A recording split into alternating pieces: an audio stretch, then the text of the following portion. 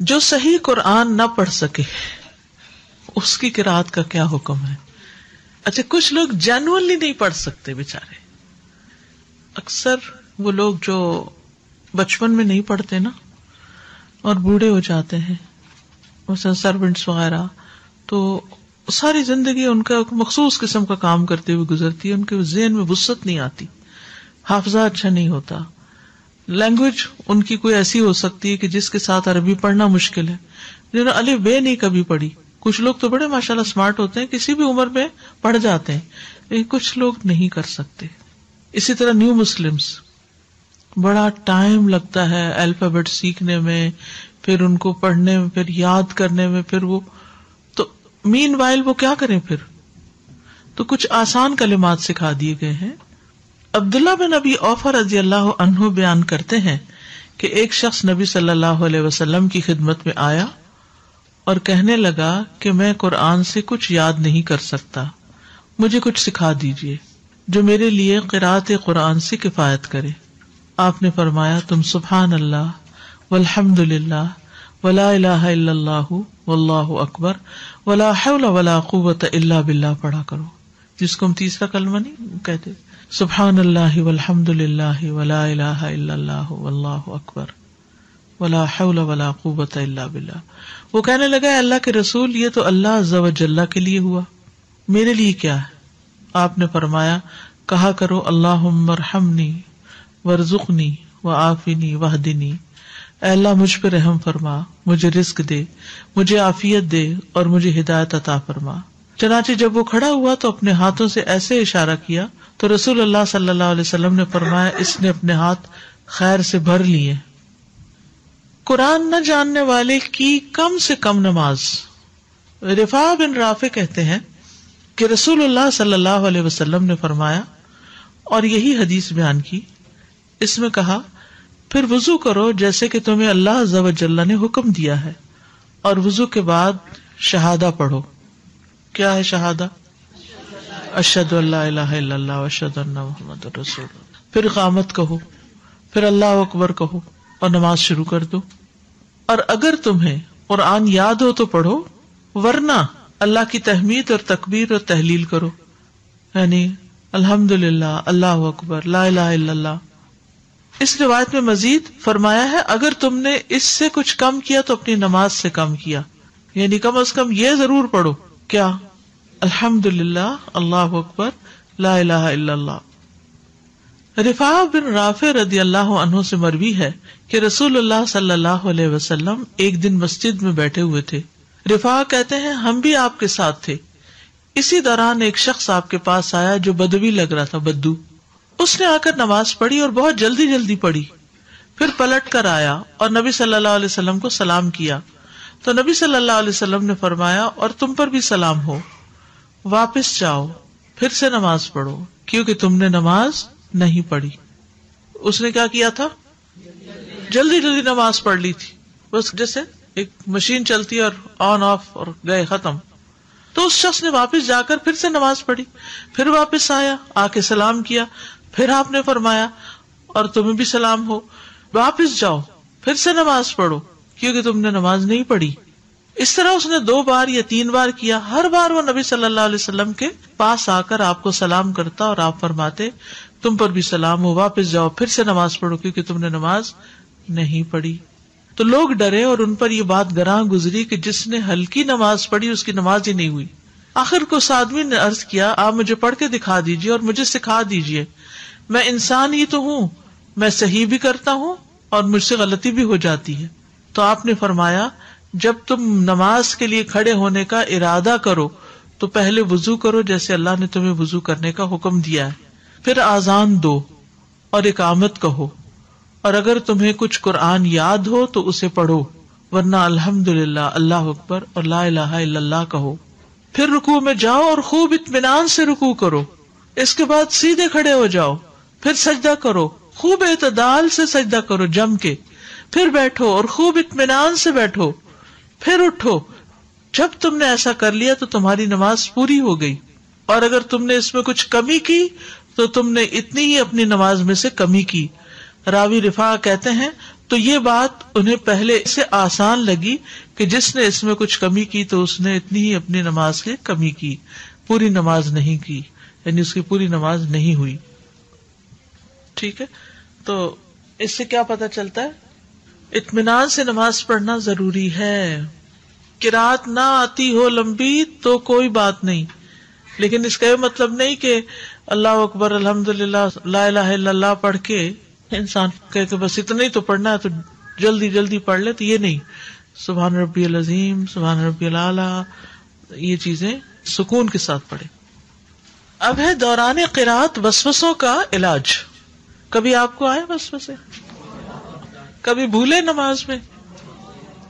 ہر ایک کا مسئلہ ہے. عثمان بن ابی العاص رضی اللہ عنہ سے روایت ہے کہ انہوں نے نبی صلی اللہ علیہ وسلم کی خدمت میں حاضر ہو کر عرض کیا کہ اے اللہ کے رسول صلی اللہ علیہ وسلم، بے شک میری نماز اور میری قرات کے درمیان شیطان حائل ہو جاتا ہے اور مجھ پر نماز میں شبہ ڈالتا ہے.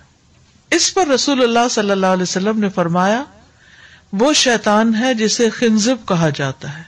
خنزب. جب تم ایسی بات محسوس کرو تو اس سے اللہ کی پناہ مانگ لیا کرو اور اپنے بائیں جانب 3 مرتبہ تھوک دیا کرو. بس میں نے ایسا ہی کیا تو اللہ نے اس کو مجھ سے دور کر دیا. یعنی جہاں بھی پڑھے ویسے سورۃ فاتحہ پڑھ رہے ہیں اور عجیب و غریب ذہن میں وسوسے آ رہے تو سورۃ فاتحہ روک کے پھر کیا کریں؟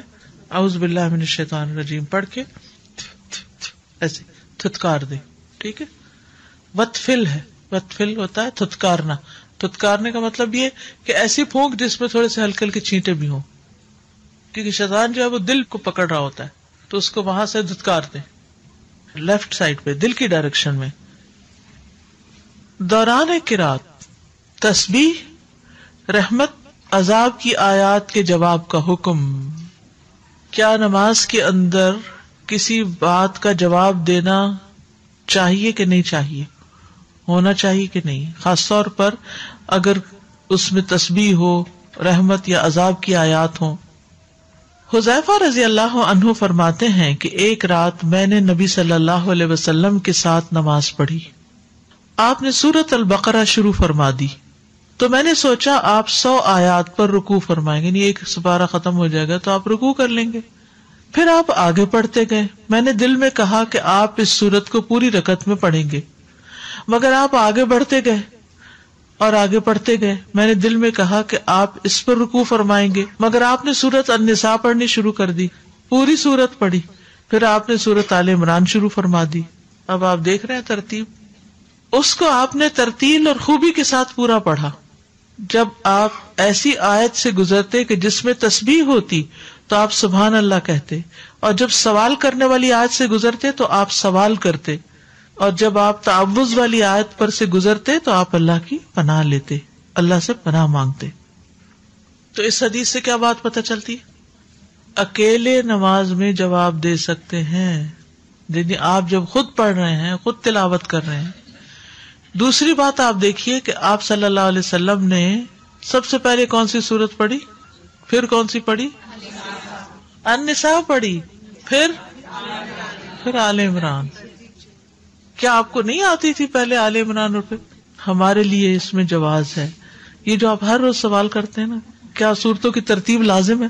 لگتا ہے زندگی کا سب سے بڑا مسئلہ یہ. جہاں کہیں میں سوال جواب کا دروازہ کھولتی ہوں تو عموماً لوگ جب نماز کے سوال پہ آتے ہیں تو یہ سوال ضرور کرتے ہیں، کیونکہ اس کو بہت شدت کے ساتھ اس کی پابندی کرائے گی. حالانکہ ہمارا دین نیچرل ہے. اگر ایک سورت پڑھتے ہوئے آپ کا خیال آ گیا کہ دوسری پڑھ لیں اور اس کے بعد خیال آ گیا کہ اس سے پچھلی پڑھ لیں، ہر سورت الگ ایک مکمل چیپٹر ہے، وہ اس میں اپنی بات پوری ہو جاتی ہے. جب آپ نے وہ پڑھ لی تو بات ختم ہو گئی، اب آپ آگے جائیں پیچھے جائیں. ہاں اگر ایک سورت پڑھ رہے ہیں تو پہلے پہلی آیات اور بعد میں بعد والی آیات. مثلا آپ نے سورۃ البقرہ میں سے کچھ پڑھنا ہے تو آپ آمن الرسول سے نہیں شروع کریں گے اور الف لام میم پہ نہیں آئیں گے. کیا کریں گے؟ پہلی رکعت میں الف لام میم سے اور دوسری رکعت میں آمن الرسول سے. آیات ترتیب سے پڑھیں گے. سورتوں کا مسئلہ نہیں ہے، آیات کی ترتیب ضروری ہے، یعنی ان کو آپ آگے پیچھے مت کیجئے، معنی بدل جاتا ہے. ٹھیک ہے. رب سے اس کا فضل مانگو. وہ نہیں آتا سورۃ النساء میں واسأل اللہ من فضلہ، واسأل اللہ من فضلہ، تو اس وقت کیا کہنا چاہیے؟ اللہم انی اسألک من فضلک ورحمتک فإنہ لا یملکھا الا انت. یہ دعا ہے ایک چھوٹی سی. اپنے ویسے ہی صرف اتنا بھی کہ اللہم انی اسألک من فضلک کافی، اللہ تیرا فضل مانگتی. یہ تو ہوا سوال. اللہ نے کہا سوال کرو یا مانگو، ٹھیک ہے. اچھا پھر کیا ہے؟ تسبیح. سبح اسم ربک الاعلی، سبحان ربی الاعلی. رحمت، جنت کی آیات، عذاب، جہنم کی آیات. تو جب رحمت کی آیات ہوں تو اللہم انی اسألک الجنہ، جہنم کی آیات ہوں تو اللہم انی اعوذ بک من النار. ٹھیک ہے، واضح. آیت رحمت اور آیت عذاب کا جواب. عوف بن مالک اشجعی کہتے ہیں کہ میں نے ایک رات رسول اللہ صلی اللہ علیہ وسلم کے ساتھ قیام کیا. آپ صلی اللہ علیہ وسلم نے سورۃ البقرہ کی تلاوت فرمائی. آپ جس رحمت کی آیت سے گزرتے وہاں ٹھہر جاتے اور سوال کرتے. تو سوال رحمت کی آیت پر بھی کہ اللہ میں تیری جنت مانگتا ہوں. جب کسی عذاب کی آیت سے گزرتے تو وہاں ٹھہرتے اور پناہ مانگتے. تسبیح کی آیت کا جواب نبی صلی اللہ علیہ وسلم جب سبح اسم ربک الاعلی کی تلاوت کرتے تو جواباً فرماتے سبحان ربی الاعلی.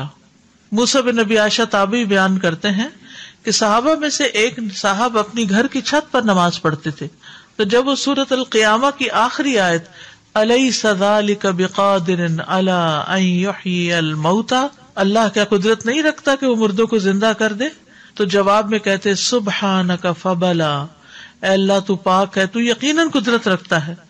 لوگوں نے ان سے اس کے بارے میں پوچھا تو انہوں نے کہا میں نے اسے رسول اللہ صلی اللہ علیہ وسلم سے سنا ہے کہ آپ اس کا جواب یوں دیا کرتے تھے. آپ نے کبھی وہ لسٹ نہیں دیکھی جس میں آیات کے جواب لکھے ہوتے ہیں؟ جی یہ وہی مسئلہ ہے. دوران نماز آیات کا جواب دینے کے قواعد کیا طریقے ہیں، اصول کیا ہیں، اس میں کہاں بول سکتے کہاں نہیں بول سکتے. رات اور دن کی نمازوں میں ایسا کرنا مستحب ہے.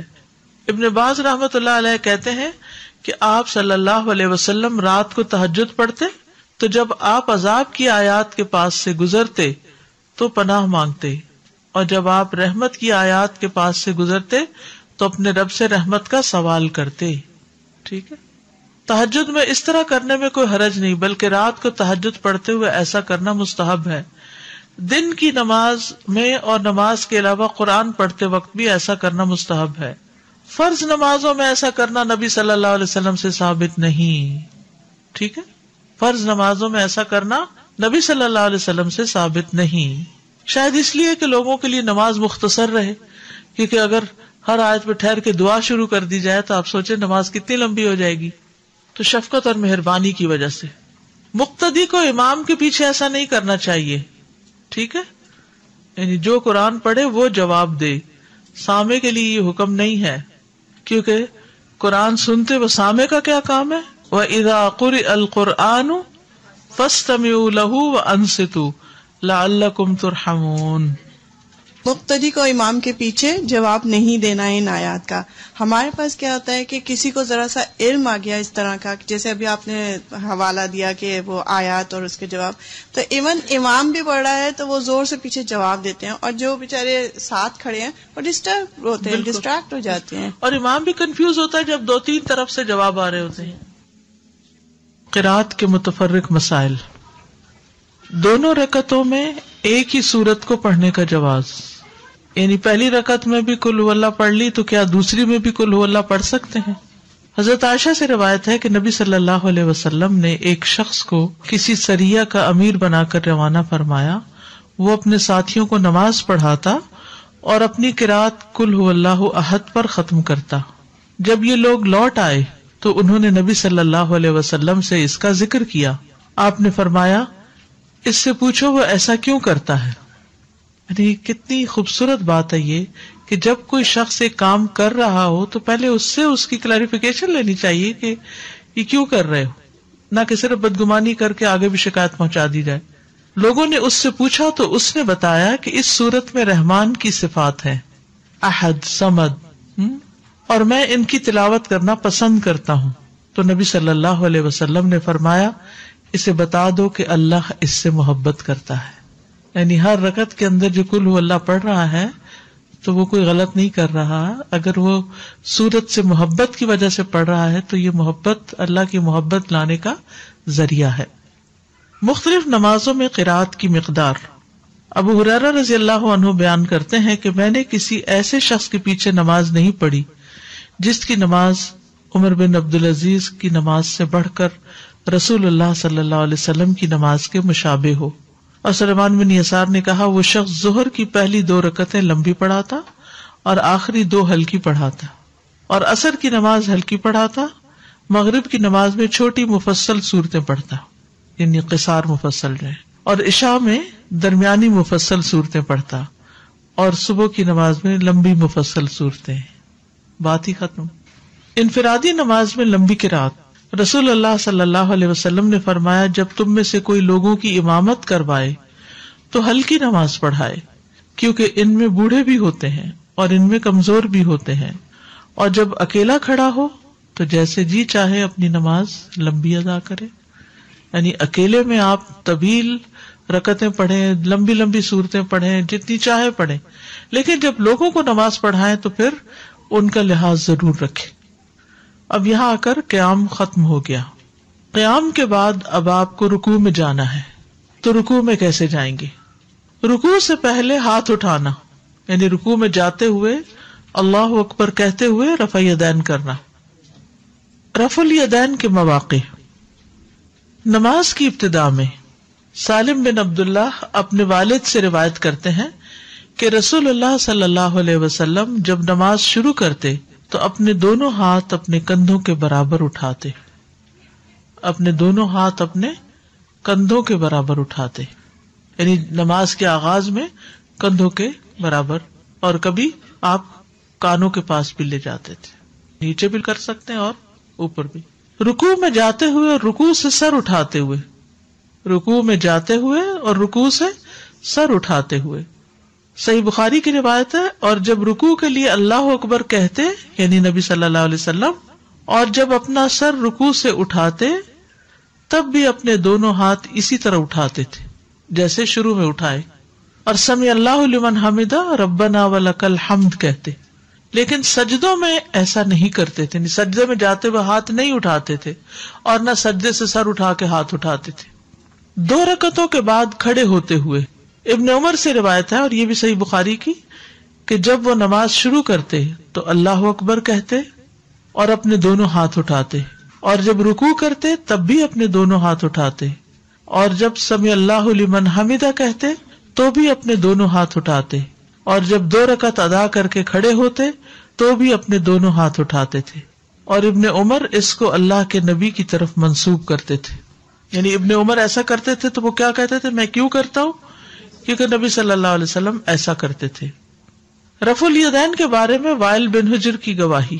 وائل بن حجر جو ہیں یہ مدینہ میں 9 ہجری کو مسلمان ہوئے تھے. اس کے بعد اگلے سال 10 ہجری کو دوبارہ مدینہ آئے تھے. اس سال بھی آپ نے نبی صلی اللہ علیہ وسلم کو رفع الیدین کرتے دیکھا. یعنی بعض لوگ کہتے ہیں نا کہ ابتدا میں نبی صلی اللہ علیہ وسلم کرتے تھے اور بعد میں نہیں کرتے تھے, چھوڑ دیا تھا. کچھ لوگ کہتے ہیں وہ مکہ میں کرتے تھے یا مدینہ کے شروع میں جب منافقین بت لے کر آتے تھے اپنی بغلوں میں چھپا کر, تو اس وقت پھر یہ حکم ہوا. تو یہ بالکل من گھڑت بات ہے, بت تو پہلے ہی اللہ اکبر سے گر جائیں گے, اس کے لیے بار بار اللہ اکبر کی تو ضرورت نہیں ہے. وائل بن حجر رضی اللہ عنہ بیان کرتے ہیں کہ میں نے کہا میں ضرور دیکھوں گا کہ رسول اللہ صلی اللہ علیہ وسلم نماز کیسے پڑھتے ہیں. بیان کیا کہ آپ صلی اللہ علیہ وسلم کھڑے ہوئے اور اپنے دونوں ہاتھ اٹھائے حتیٰ کہ آپ کے کانوں کے برابر آ گئے. ٹھیک ہے, پھر آپ نے اپنے بائیں ہاتھ کو اپنے دائیں ہاتھ سے پکڑ لیا, اللہ اکبر کہہ کے کانوں تک اللہ اکبر کر کے پھر بائیں ہاتھ کو دائیں ہاتھ سے پکڑ لیا. پھر جب رکوع کا ارادہ کیا تو اپنے دونوں ہاتھوں کو اٹھایا حتیٰ کہ آپ کے کانوں کے برابر آ گئے, پھر اپنے دونوں ہاتھ اپنے دونوں گھٹنوں پہ رکھ دیے. پھر جب رکوع سے سر اٹھایا پھر اپنے ہاتھوں کو اسی طرح اٹھایا. رفع کا مطلب ہوتا ہے اٹھانا, یدین کا مطلب دونوں ہاتھ, رفع یدین 2 ہاتھ اٹھانا. دوسری سند میں ہے, وائل کہتے ہیں کہ ایک مرتبہ پھر نبی صلی اللہ علیہ وسلم کی خدمت میں حاضر ہوا تو لوگوں نے جبے اور کمبل پہن رکھے تھے, سردی ہوگی, تو وہ اسی طرح اپنے کپڑوں کے نیچے سے رفع الیدین کر رہے تھے، یعنی اندر سے بھی کر رہے تھے. وائل بن حجر نے ہر حال میں صحابہ کو رفع الیدین کرتے ہی دیکھا. مسند احمد کی روایت ہے. یہ وائل رضی اللہ عنہ سے مروی ہے، کچھ عرصے بعد میں دوبارہ آیا تو وہ سردی کا موسم تھا. میں نے دیکھا کہ لوگوں نے چادریں اوڑھ رکھی ہیں اور سردی کی وجہ سے وہ اپنے ہاتھوں کو چادروں کے نیچے سے ہی حرکت دے رہے ہیں. ہر انگلی اٹھانے پر ایک نیکی ہے. آدمی اپنی نماز میں اپنے ہاتھ کے ساتھ جو اشارہ کرتا ہے، جیسے اتحیات میں بیٹھ کر اشارہ کرتے ہیں، آپ انگلی ہلاتے ہیں، اس کے عوض اس کے لیے 10 نیکیاں لکھی جاتی ہیں اور ہر انگلی کے بدلے ایک نیکی ملتی ہے. یعنی اپنے ہاتھ کے ساتھ جو اشارہ کرتا ہے تو ہر انگلی کے بدلے اس کو 10 نیکیاں ملتی ہیں. انگلی اٹھانے پر ایک نیکی، اور اس میں یہ بھی آتا ہے کہ شیطان کے اوپر بڑا سخت گزرتا ہے، لوہے سے بھی زیادہ سخت وار پڑتا ہے. اور وہی چیز میں ابھی وہ اس کو ریلیٹ کر رہی تھی کہ تھتکارنے پھر جو تھا تو ہمارا ہلکا سا تھتکارنا اس کے اوپر کتنا ہیوی پڑتا ہوگا کہ وہ بھاگ جاتا ہے، تو وہ ہمارے وسوسوں کو دور کرنے کا باعث ہے. بالکل. سبحان اللہ. یعنی ساتھ ساتھ جو مسائل پیش آتے ہیں ان کا حل بھی بتا دیا گیا. ساتھ ساتھ میں نے پوچھنا تھا کہ بھی جیسے ہم کچھ لوگ نہیں اٹھاتے ہاتھ رکوع میں جاتے ہوئے، تو کیا وہ صحیح ہے؟ وہ حدیث کسی سے ثابت نہیں ہے، تو اس کے لیے کیا کرنا چاہیے؟ نبی صلی اللہ علیہ وسلم نے دونوں طریقوں سے نماز پڑھی، لیکن آخری عمل جو ہے آپ کا وہ ہاتھ اٹھانے کا ہے. ٹھیک ہے. اب اگر کوئی نہیں اٹھاتا تو ہاتھ اٹھانا فرائض میں سے نہیں ہے، ارکان میں سے نہیں ہے کہ اگر یہ نہ کیا تو نماز نہیں ہوگی. ہاں اجر کم ہو جائے گا کیونکہ ہاتھ اٹھانے کا اجر ہے. نہیں اٹھایا تو نماز ہو جائے گی. جو لوگ نہیں اٹھاتے ایسا نہیں کہ ان کی نماز نہیں ہوتی، لیکن یہ کہ وہ ایک سنت نہیں پوری کر رہے جو کہ صحیح احادیث سے ثابت ہے. ٹھیک. جس زیادہ جب میں آئی شادی ہو کر تو میری فرینڈس کے پاس جب گئی تو میں چونکہ امام شافعی کو فالو کرتے تھے تو ہم ہاتھ اٹھاتے تھے. اب وہ سمجھنے لگے کہ میں شیعہ ہوں، تو مجھ سے کہنے لگی کہ شیعہ ہوں. میں نے کہا کیوں؟ تو بولے آپ لوگ یہ بار بار کیوں ہاتھ اٹھاتی ہیں؟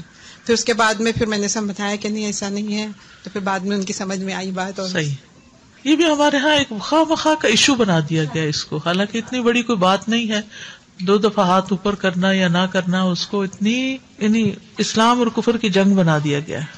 ایک ہی نماز میں مطلب جب آپ عادت کر رہے ہوتے ہیں رفع یدین کرنے کی یا نہ کرنے کی، تو ایک ہی نماز میں اگر آپ نے کیا اور پھر دوسری رکعت میں چھوٹ گیا تو کوئی حرج، فرض نہیں ہے.